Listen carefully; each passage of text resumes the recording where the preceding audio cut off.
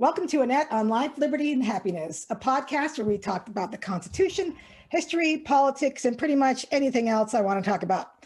This podcast can be found on iTunes, Stitcher, Spotify, and I especially want you to find it on YouTube. If you go to YouTube and enter Annette Talks, you should find it.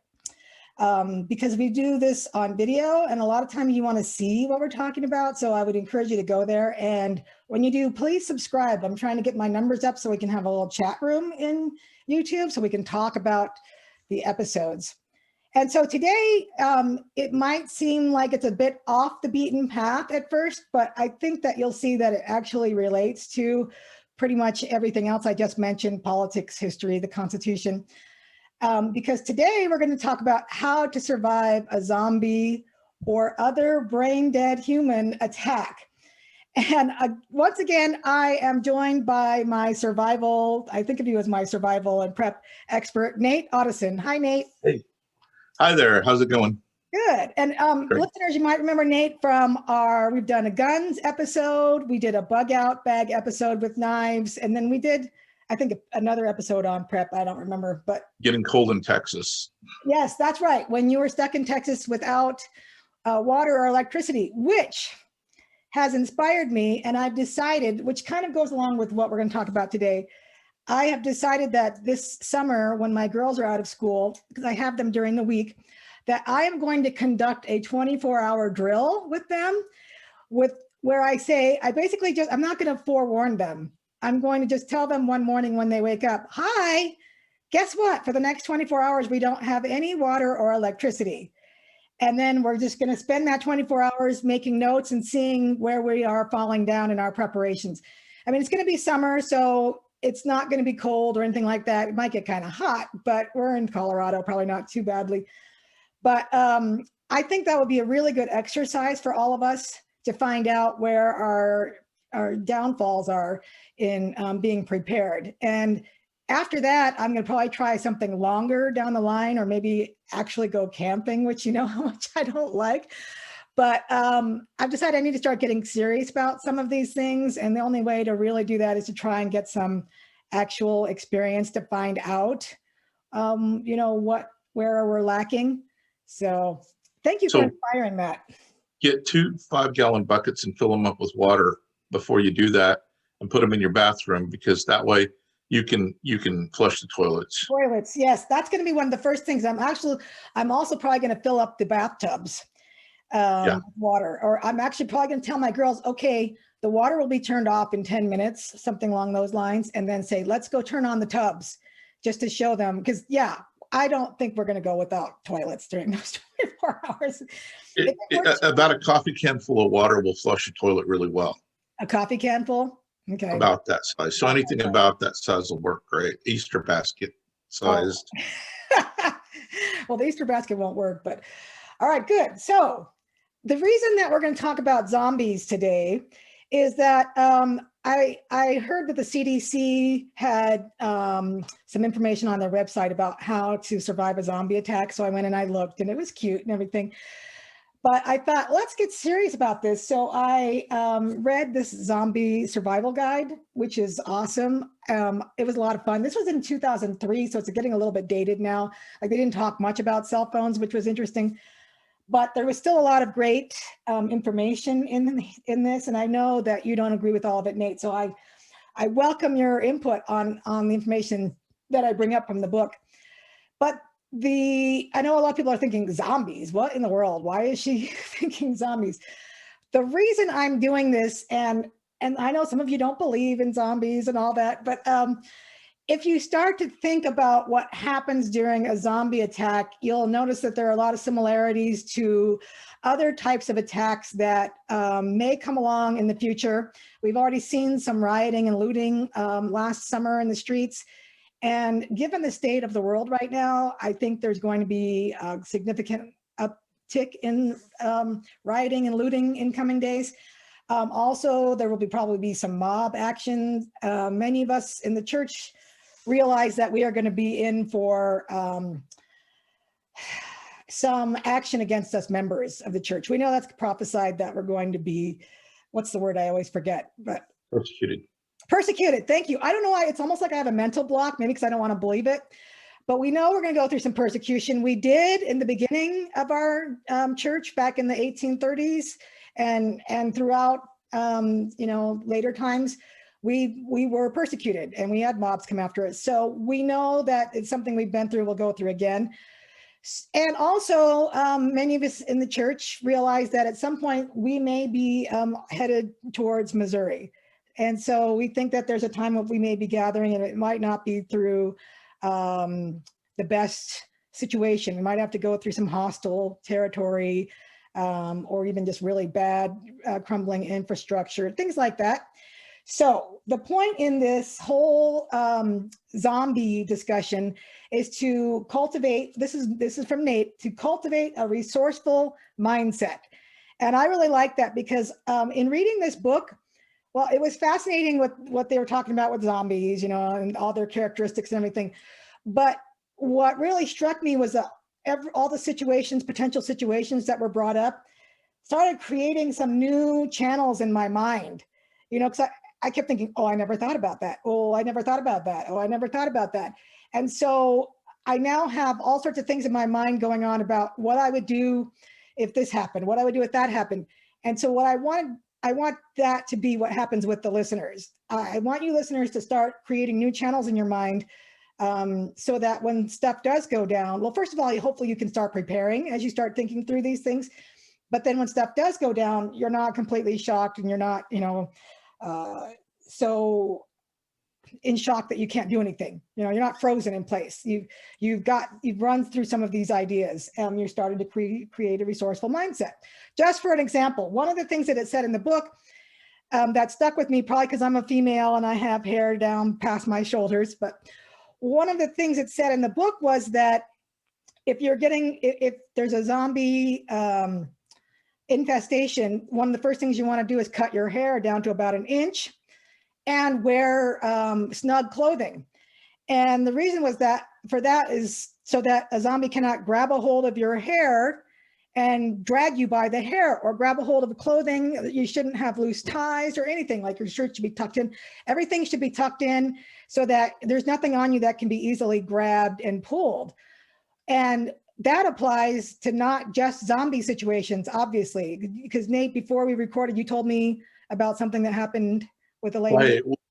We have a mutual friend who was, when she was in her late teens, she had really long hair and she had on a ponytail, and she was coming out of a 7-Eleven where she got gas. And a lot of times where you have to be careful, where violence like this happens, is in those transitional spaces. And, we don't think about stuff like that because, bad things don't happen to us, right? Right. But she was coming out of a gas station and they grabbed her by her ponytail, and it was a lever that they could use. If you think about all the leverage, Yeah. you're going to go where your head's pulled that way. And they got her into a van and they kidnapped her and they hurt her really bad. Wow. That's like a convenient handle, just grab that handle. And so I'm not saying people should run out and do that now, but it seems like to me that would be one of the first things I would do if I knew I was going to be in a survival situation. Is, as much as I would hate it, I would chop my hair. And also because I'm probably not gonna be able to wash it every day or every other day. And so it would be kind of nice to not have to worry about, yucky hair. And I'll just throw a hat on, cover myself from the sun and whatnot. And if someone grabs my hat, they'll get my hat. They won't get me. So just things like that. That never would have occurred to me had I not read this. And so, because I remember thinking, well, I'll just wear a ponytail. No, that lady, like you talked about, that was used against her. So that would be one of the first things I would do, is just chop my hair.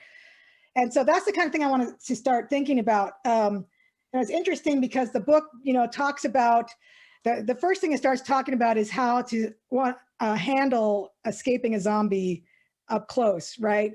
And so one of the other things it talks about, and there's a picture in here I want to show.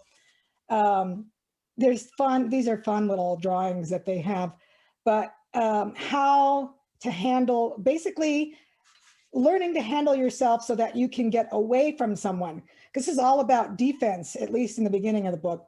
Later on, they get into some offense because you have to clear an area. Okay, here it is, close combat.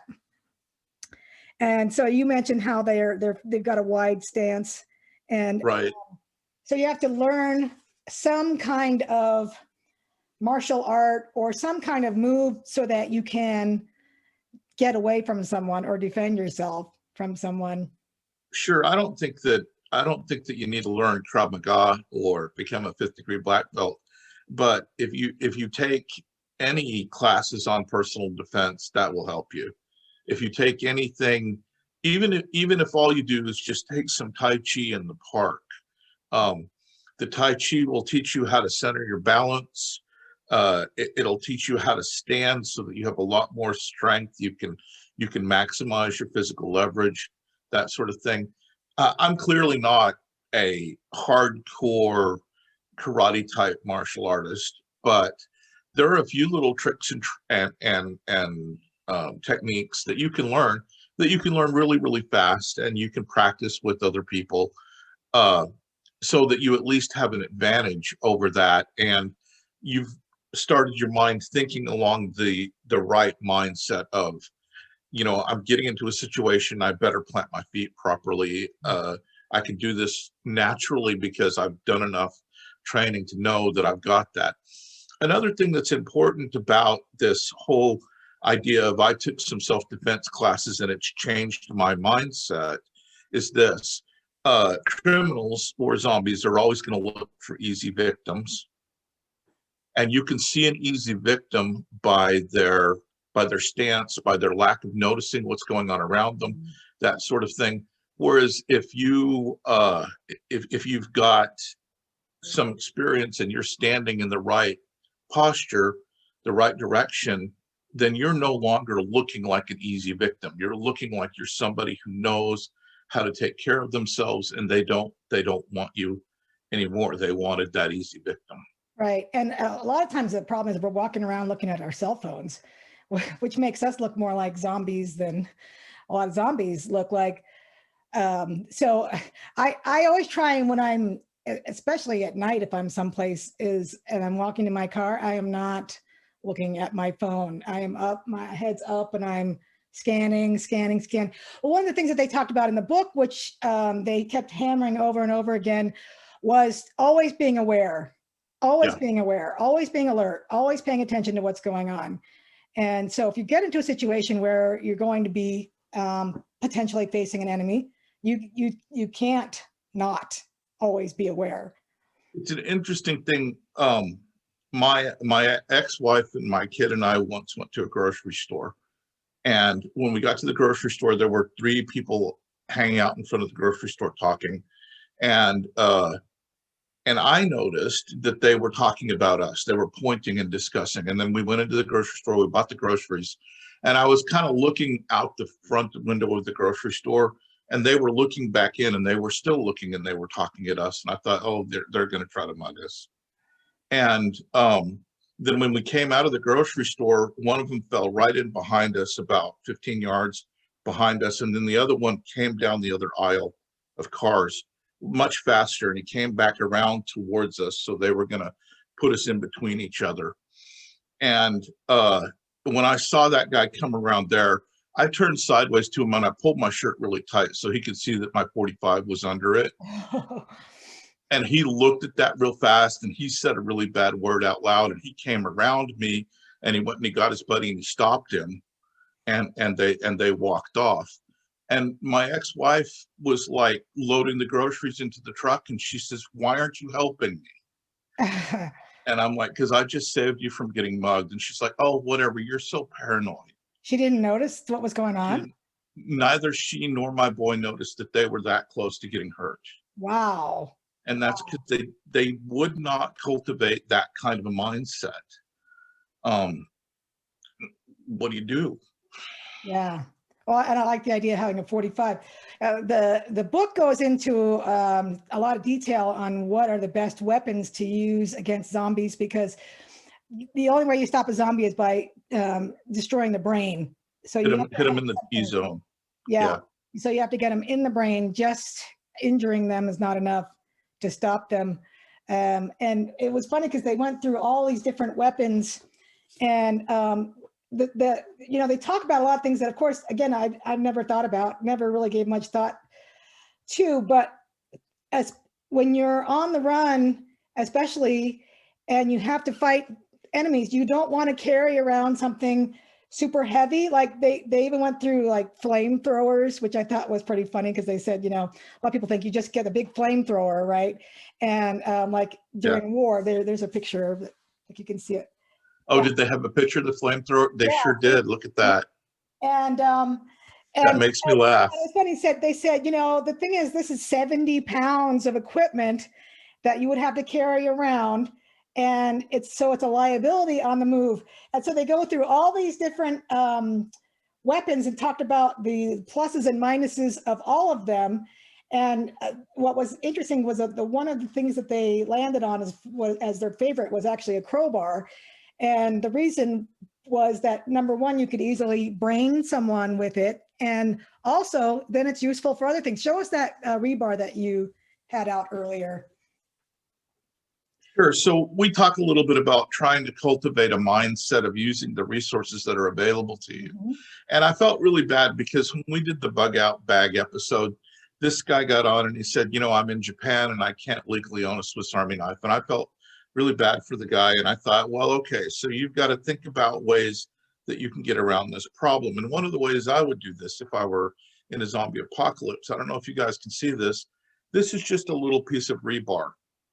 Now, I'm sure if there is a zombie apocalypse or something like that, there'll be car crashes, there'll be busted up concrete, there'll be rebar sticking out all over the place. Get a hold of some of that, break it off from the concrete, and then bend it. Now, what I've done here, this is for fighting zombies, right? So it's pointy, but it's long enough to go through the skull, right? And then on this end, I've bent it around this direction. Now, I've done that for two reasons. One is, when you're fighting in a melee, you might lose track of where the point is. Mm-hmm. But if you've got this around the back of your finger, you'll always know which direction that point is pointed. Point is pointed, that's kind of funny. But you'll know where that point is orientated so that you can use that. The second thing is this will keep it from getting out of your hand too easy. So in just a few minutes with resources that are basically trash, I put this together. You can sharpen it on the concrete there real fast just by scraping it back and forth. That concrete's good and abrasive. Yeah, no, that's something you I can never get this, and you can. I was going to say, and so. Sorry, rebar to me always seems like garbage, and so it's really cool to see that you took one and it looks kind of like a crowbar, but like the fact that you have that little kind of handle on the end, that's brilliant. Yeah. I love that. And you're right. If you're in a situation, especially where there's been a lot of infrastructure damage and cars everywhere, that you're going to find rebar. And so everyone in your group should have one. And that was something else that they talked about. I really recommend that people read this or something similar, because they talk about what you want to look for in a group of people, that you're going to be traveling with. I mean, obviously with me, I would have my girls, but hopefully I could also find a few resourceful adults. But you find a group that's got different skills. Oh, you're pretty enough. You'll get some resourceful men to come along and hang out with you. Don't worry about that. A man with some weapons. But that will, the group will be cohesive, that they will, they'll listen to the leader, almost like a military unit, right? You have to start thinking along the lines of a cohesive unit where everyone's willing to follow orders and to learn skills. And because we talked earlier about how in the West and in our country, we are kind of soft. I mean, not kind of, we're very soft, we're soft. And so we don't think in terms of, what if we had to live in a survival situation? First of all, what if we had to defend ourselves from zombies? And then we had to establish our home as a fortress or go on the run. And we talked about bug out bags. And if you haven't listened to this episode, guys, go back and find the one on knives and bug out bags. It was a lot like what they talked about for bug out bags in this book. They didn't talk about bug out bags, but they didn't name it that, but that's what they were. Yeah. How you always had to have one sitting there, because if you're in the home you've made it, you know, fairly well defended. But if a zombie gets in, or in a situation like that where things are falling apart, you're also just going to have bad guys that are taking advantage of the situation. If one of them gets in, you need to have a plan to get out. And so you have to have an exit plan, and then you have to have your bug out bags. And so go back and listen to that episode on bug out bags if you haven't, because I've already gone out and I bought my Swiss Army knives.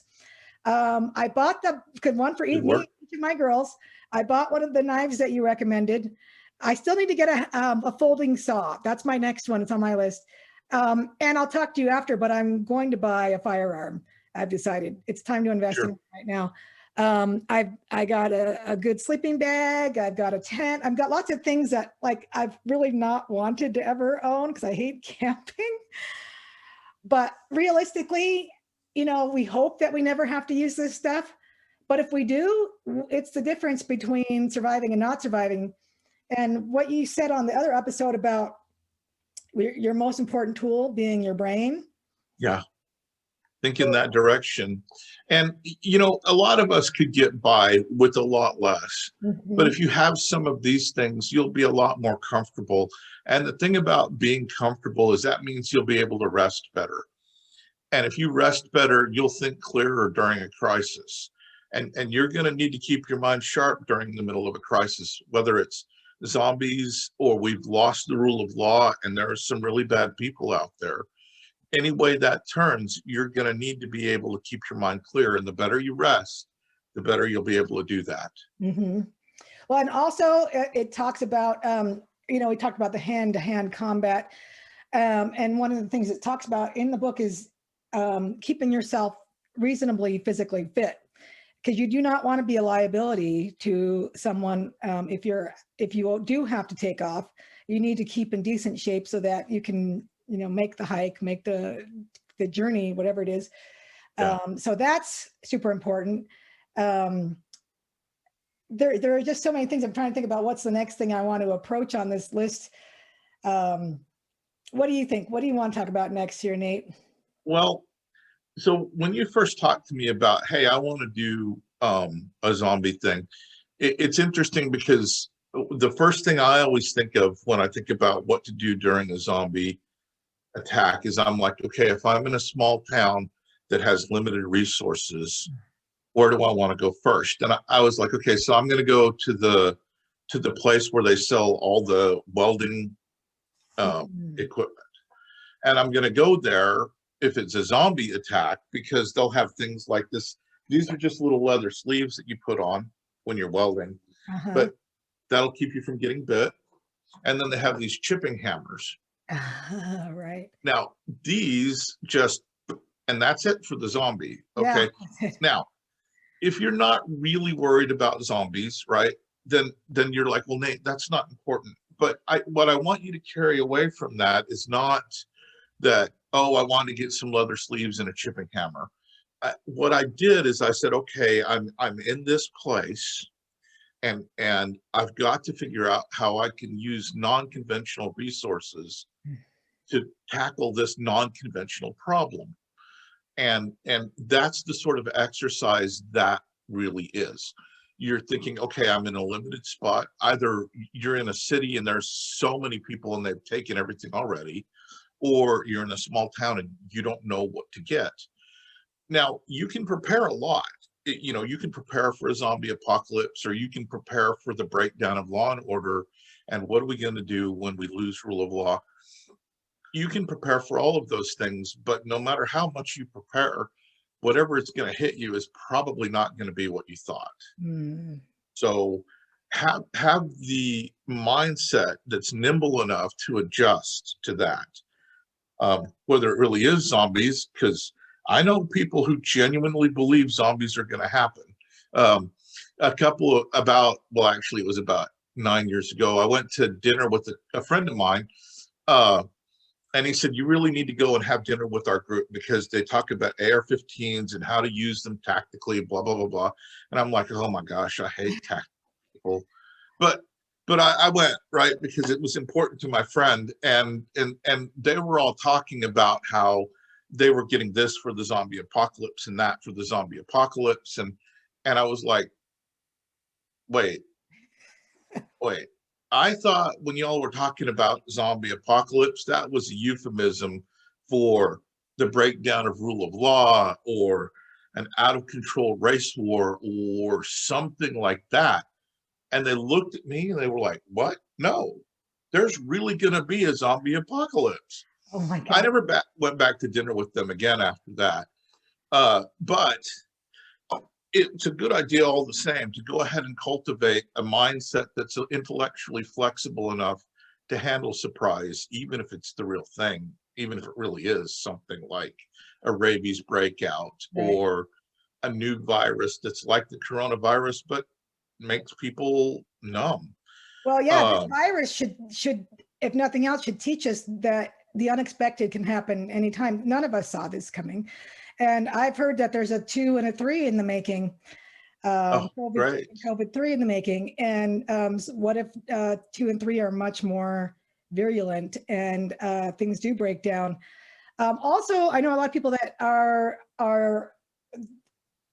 really believe that we are going to be attacked by China and that we're going to have Chinese soldiers on the street. They honestly believe that.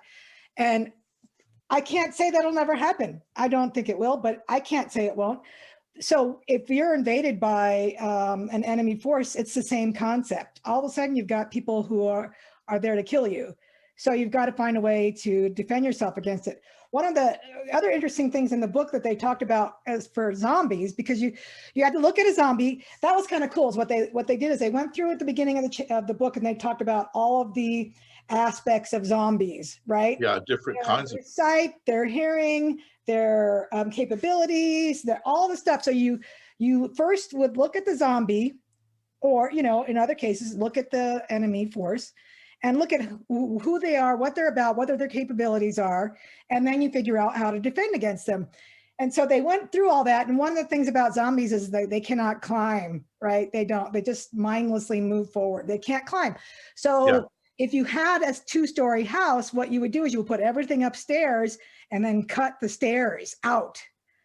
And then you're safe because the zombie can't get up there. Then, of course, but you still had to have an escape route because if somehow they made it up there, you needed an escape route. But so you're always thinking about a plan B, a plan C, a plan D. That's right. That was the mindset that the book was talking about, was you always needed to know what you were going to do in case the zombies broke through your defenses. Exactly. And I don't know if you remember a few years ago, they had that drug they called bath salts. Yeah, gosh, yes.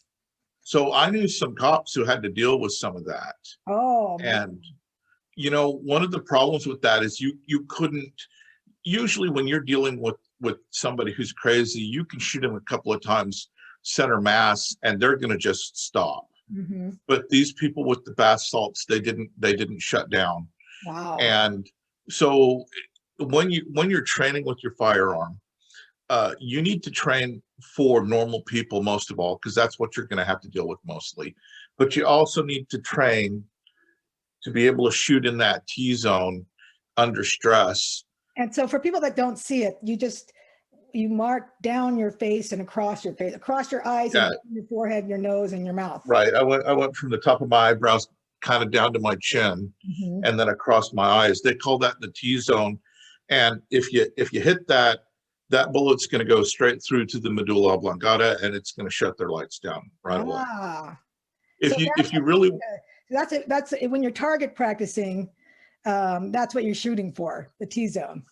Right. And so what you want to do is get a silhouette, a target silhouette, one that looks like a person. I know how horrible that sounds, but you do still need to train like that. Mm-hmm. Then find somebody who's got the scariest voice you can think of, and get them to yell at you while you're trying to shoot that T-zone. Oh, yeah. Get them to yell terrible things at you, and scream and holler so that your adrenaline's going and you're thinking about it in under some kind of pressure. Right. Because you can sit there all day long with a little 22 and punch that target when you're relaxed. Uh-huh. It's a whole lot different when you've been running or somebody's yelling at you and your adrenaline's up and you've got to do that under stress. if you're going to train, if you're going to own a firearm, you need to train a little bit like that. You need to get a chance to take uh, that stress and learn how to get that under control. Um, I also recommend that you take some kind of serious training. I don't always agree with the things that people like Clint Smith or some of those people at Thunder Ranch teach. What's Thunder But Ranch? Thunder Ranch is a school where they teach you how to shoot well. They Oh, teach a bunch of different courses on, combat shooting, handgun shooting, carbine shooting, that sort of thing, concealed carry classes. And those guys are great. They're really good at what they do. They're professionals. I agree with a lot of what they say, just not quite everything. Um, they tell you that if you see something happening and you're a concealed carrier, not to get involved. It's not your business. And in a way, they're right about that. If you don't have police training, they're kind of right. On the other hand, a couple of other people in this business say, listen, if you were the guy getting beat up or you were the person being shot at and you were innocent and somebody just walked by, would you want their help or not? it's a good point. And I would want their help. And so I feel like it's incumbent upon me to help as best I can too. Now, that's not going to happen in all situations, and you have to be careful and use the judgment. And if you're LDS and you believe in this, use the spirit. But get some formal training when you get that done. And we'll probably talk more about that when we do Firearms 101. Yeah, well, and I'm hoping that we had talked off air about having a gentleman on talk about a fighting brain. And so hopefully we'll be doing an episode on that in the future, because that's huge too. Because all of this, so much of this is what we mentioned. It's getting our mind used to being nimble and resourceful, and starting to think in terms of, I'm going through scenarios in my mind now all the time. Okay, what would I do in this situation? What would I do in that situation? How long would it take me to grab because I've got the stuff for the bug out bag, but I need a better bag to put it in. So that's my another thing. It's like, okay, I need a foldable saw and a bigger backpack. And I found a lot of my stuff at Goodwill. For people that are worried about investing a lot of money, I found my backpack, and I found a nice warm sleeping bag, because we know about my camping and Sure. do well on cold ground. And a water cooler thingy, not a really huge one, at Goodwill. And so, $10 and you've got more things than you could buy for a lot more. So that's one of my recommendations too, is going to places like that and going to their camping section and seeing what they got. Every time I go now, that's the first place I go. I didn't used to do that because I just despise all things camping. But when you look at it as, I'm going to be preparing myself for a zombie apocalypse or World War III or World War Z, right? Whatever it is, then it's a little better than thinking about going out and camping. But I think if you start running scenarios through your mind, what do I have in my house that if the water and the electricity were shut off for a while? What would I do if someone was trying to attack the house? How would I board up the front? What would I do about the windows? Is it better to be in the basement or upstairs? Because with the zombies, they said, don't ever go in the basement because you can get trapped down there. And so that's bad. But in other situations, maybe it's summertime, and if you can find a way to barricade the door, the basement might be a better place to be. So it depends on the situation. And I think that's great. I think that when you start thinking that direction, it will cultivate, the preparedness mindset that I think you really need to get through this. Because when it happens, when whatever happens, trust me, it'll come as a shock. Yeah. Even to those of us who are trying to think our way through this. I mean, I knew that 9/11 was a distinct possibility. I did. I had even, if some friends of mine a year before had even talked about how vulnerable the World Trade Centers were to the very kind of attack that happened. We practically predicted it, and we were still shocked. Yeah, I had no idea at all. And and that didn't affect most of us other than just emotionally and, to our psyche as a country. So if you think about that multiplied by about 100, if something's coming after you personally, or you're being attacked personally, if your family is being attacked personally, then yeah, your brain wants to shut down and you're going to freak out.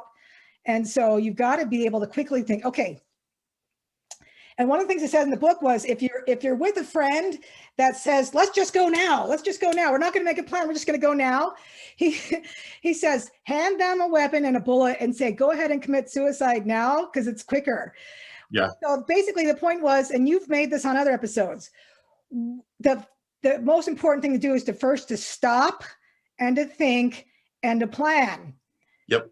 And it's much better to do that than to just run around like a chicken with your head cut off. And let's go. Because I always kind of picture doing, grab a suitcase. So you're not going to grab a suitcase. You might grab your go bag, your bug out bag. And if you've been thinking this through already, and you've made some plans, like I'm already making plans for the water and electricity day that I'm doing, right? Exactly. I'm already, and the girls aren't going to know it, but I'm going to stock up on D batteries because I have a couple of camp lanterns.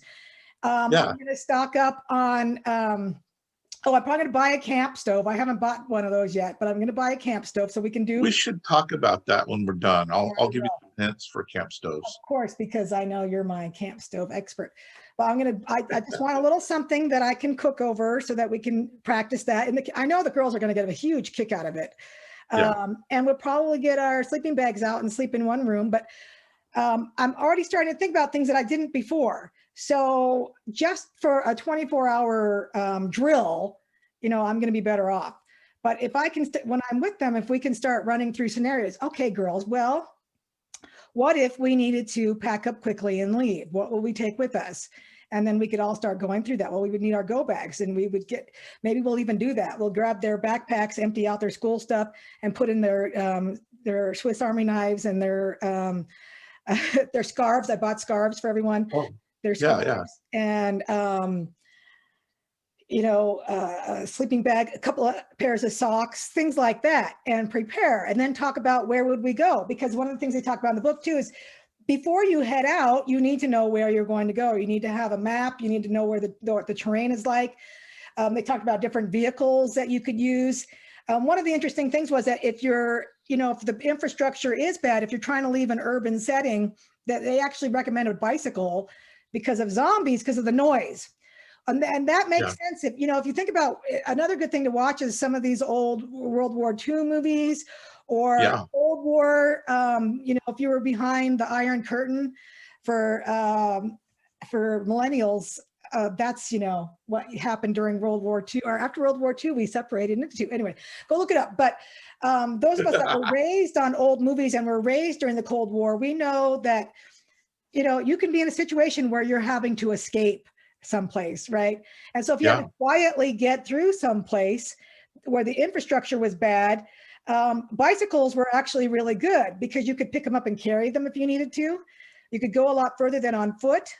And motorcycles, if you didn't have to worry about sound, because you could go through all sorts of terrain, mountain bikes. So things like that, where you have to start thinking through, well, I have my van and we could pack it up pretty well. And if the streets are good, then that's fine. But put your bicycles in the back of the van. Yeah. What if the streets are bad? I probably need a bike rack so that I could take all of our bikes. That's another thing I need to write. Bike rack. See, well, you can probably, I don't know, you've got how many kids? You have 3 or 4 kids? 3. Yeah, you can put the bikes and the kids in the bug out bags. They'll all fit in the van. Right. And then when we run out of road, everyone get on their bike and get their backpacks on. And then if we have to, we can camp somewhere. But you'll be a lot harder to ambush if you're on bicycles. Yes. Well, and that's the other thing they talk about, where you're going. What do you have any cover? Or because you don't want to be stuck on a flat land where zombies can see you. And so you need to be someplace where you can take cover, where you can have a good line of sight. They also talked about having scopes so you can see, like binoculars, things like that. Yeah, have some optics on hand. Yeah. Right. And that's something else I need to write down here. I need some kind of optics. So you can see what's around you. Stuff like that. I just, I don't think about, but if you think about having to go, having to bug out, having to escape, what are you escaping? What are their characteristics? So how do you need to plan? Is a bike going to work, or should you go and try and find a motorcycle? Do you need to go get leather sleeves? Yeah. So sitting Yeah. down with your family or whoever you're going to have to bug out with and talking things through, making lists, getting everything together, and then figuring out the best way to transport it. And weapons are huge. We could spend a whole hour on what we need for zombies, but that rebar, if you don't have any weapons, it's a really— That'll get you started. Yeah, it totally will. Probably you'll be able to collect weapons as you find groups of people who've lost their zombie battles. Yes. Yeah, that's like in a battlefield. The soldiers would pick up other soldiers' weapons and boots if their boots have worn through. Yeah, boots too. Yeah. Good foot gear is also huge. Everyone's got to have good hiking boots or tennis shoes that have been broken in. Yeah, it is. And I would say keep a spare pair, but you're trying to keep your bug out bag light because you got to move. You got to keep moving. But yeah, think about that. You can scavenge wherever you can scavenge. Well, and one of the things they talked about there too was when you're putting your bug out bag together, is to put it on and try and carry it around for several hours to see how heavy it is. And he says, go through it, figure out what you can take out, go through it again, figure out what else you can take out, until you realistically have something that you'll be able to carry around with you. If you find that those straps are really hard on you on the backpack that you bought, get some wool, sheepskin or something like that, and wrap, turn it around there and sew it so that you've got a little extra padding, or bits of a wool blanket or something like that. That'll help you. That'll help pad those shoulder straps. And what means it's a good idea to have a pair of scissors somewhere, or your first aid kit really better have a little pair of scissors. Right. Which brings into focus again the Swiss Army knife. It's always you gotta like them. Yeah. So there's just so many things that there are to think about of whether you're going to have to try and defend your house, whether you're going to go on the run, whether you're going to go and find a place to hole up. What was interesting too that they talked about was, especially as members of the church, a lot of times we think about going to our local church building. He said, don't go there because everybody else will be going there. And so it's fine if it's a situation where you're trying to combine resources and you don't have a lot of people attacking you.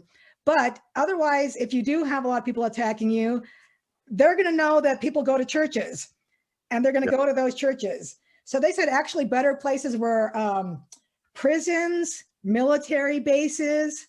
He says hospitals would be good unless it's zombies. Yeah. Zombies is the last place you want to go to is a hospital with a zombie. Because guess what? People get bit and they go to the hospital and they turn into a zombie. And so I'd probably avoid my local police stations at the beginning for that exact same reason. That's what they said. There are going to be a lot of people bit in the cells. And they're overrun with people running there trying to get help. And so that's not going to be helpful. I think it's better to find resourceful people and then go someplace like a military base. He said that a military base would have a lot of supplies and easily defensible. A school actually could be too, because they have a food supply there. A lot of schools are really well constructed for defense, and everything especially built after the era of mass shooters, they're constructed much better than they used to be. People always joke that the first thing they're going to do when everything falls apart is come to my house. And I said, well, you can do that, but I'll be gone by the time you get here, so it won't help you. Yeah. But it is amazing how many people decide they're going to rely on somebody else. Yeah. They're like, well, you've got enough guns for the whole elders quorum. We're going to rely on you to do that for us. And I'm like, no, that's a bad idea. I have to admit that the same kind of thought crosses my mind. I mean, obviously, I can't rely on you because you're in Texas and I'm in Colorado. Sorry. But I do know a few people in Colorado that I would probably try and connect with, because I know that they have training weapons, are cool under pressure. That's what I would be looking for. Or skills as someone who's got a medical background, someone that knows how to farm, someone who knows how to grow food, because you may be in it for a long time, right? Might be, and I'm terrible at growing food. Whatever we do, if I ever have to bug out, I've got to try to find somebody who can grow things, because I'm terrible at it. Well, that's the thing they too is they say one of the first things you need to do is go and find a place you can get some seeds. So as you're heading out of town, if you think you're going to have to hole up somewhere for a very long time, you stop by a Home Depot or something and grab, well, Home Depot would be a really good place to go for a lot of reasons, but grab a lot of seeds, grab farming implements, things like that, if you have a vehicle to put them in. But so obviously we can't cover all of the stuff because there's too much. So the idea is go read something like this and start thinking in terms of what would I do? I mean, go run with your family, especially if you have kids or a spouse or both, start running down different scenarios. And I say, you know, have drills like we're going to do. Go camp and in your backyard and figure out what you're missing back there and make lists. Yeah, you've got to rehearse like that. If there's just one thing I can interject real quick here, I don't know how many years people are going to be watching this podcast, but right now, while you still have a chance, there are still some surplus firearms that are affordable out there, but there are very few. You know, after they passed the Hughes Amendment in 1986, they changed the laws on importing firearms into this country. And for a while there, they brought enough military stuff in to change the compass needle to the United States. I'm exaggerating a little bit, but there's still a truism to that.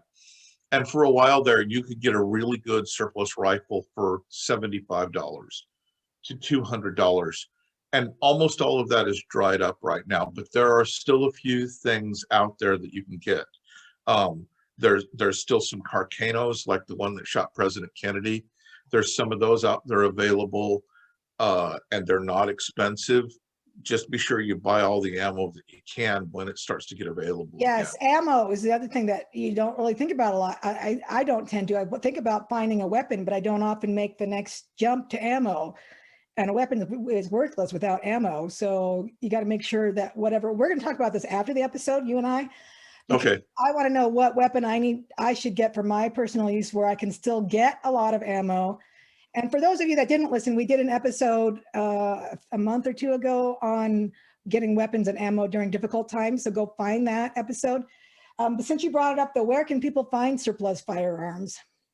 Well, you just need to do some internet searches. Just type in surplus rifles, and there are about half a dozen companies that still sell that stuff.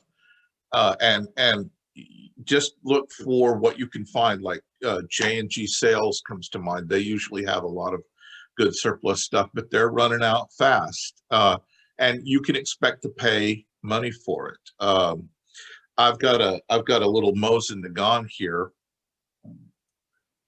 This is just a rough surplus rifle, right? And it's a perfect zombie rifle, though. This is one of the reasons why I have it, is because it has its little fold-out bayonet right there on it. Yeah. Oh, nice. Now, this is Chinese surplus. And when I bought this, you could get these everywhere for $75. I paid $50 for mine. Sweet. They're $350 now when you can find them. Wow. And they're just going to get more expensive. So it's better to buy it now. That's why I'm thinking now, because with Biden in right now and talking about using executive orders and things, it's just going to keep getting tough. It's not going to loosen up anytime soon. So no, it probably isn't. And like I said, those surplus rifles in the past 5 years have really dried up. There's still some surplus Beretta pistols out there you can pick up cheap. There's some Tokarov pistols out there you can pick up cheap, but almost everything is gone. So if you get an opportunity to get something like that, don't hesitate. Don't wait. Don't think, well, tomorrow I'm going to find a better deal. You might, but I doubt it. Just buy it right now. And for those of you that don't know Nate from the other episodes, he's a gunsmith. So this is a guy that knows guns. So take his word for it. So we are out of time, but as you can see, this is a really huge topic, and I hope that at least that Nate and I got you thinking about developing a resourceful mindset and starting to think outside the box and starting to think about what could happen, what's likely to happen, and just thinking about what you need to do to prepare, what you would do if it happened, and and pray about it, think about it, ponder it, meditate on it. But if you at least open your mind to this idea, instead of, because I know a lot of us want to pretend like stuff's not going to happen because it's just scary. Persecution, I don't want to think about it, but I know it's very likely to happen. So if you can open your mind to it, and like I said, pray on it, meditate on it, think on it, talk with your family about it, write about it, whatever actions come to mind, whatever you feel inspired to do, go and do that. All right, so that's what I'm going to leave you with. Go find this zombie book. Really, it was a lot of fun. I really enjoyed it, and it's totally worth reading. And I didn't have to watch any scary TV show to learn. I probably learned a lot more than I would have by watching. What is it? The zombie show that everyone. The Walking Dead. Yeah, I never watched an episode of The Walking. I thought about it, but I decided no, I don't need nightmares. I need information. So I got it. I hated watching The Walking Dead because they do everything wrong, and it just makes me pound my head. Well, there you go. So it's not useful for this anyway. So thank you so much for joining me, Nate. My pleasure. Thank you all for listening to Annette on Life, Liberty, and Happiness, where freedom lovers gather.